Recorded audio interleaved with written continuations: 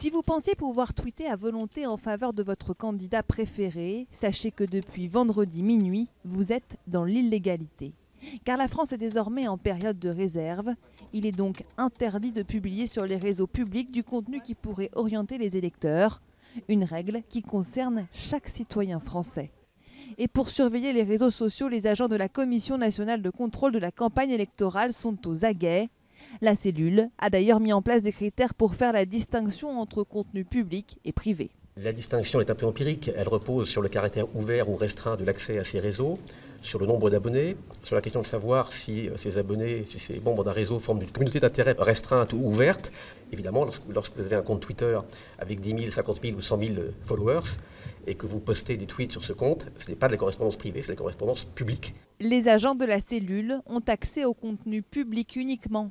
Ce sont des logiciels qui leur permettent de contrôler ce qu'il se passe sur les réseaux sociaux.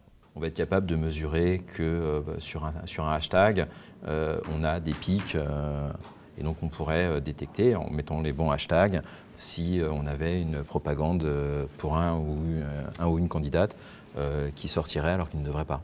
De la même façon pour la parution des sondages ou la parution des résultats partiels.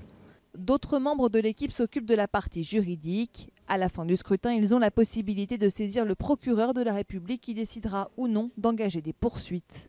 Des tweets qui peuvent coûter cher. Les auteurs de contenu ne respectant pas la période de réserve risquent 3 750 € d'amende par publication, 75 000 € s'il s'agit d'estimation de résultats.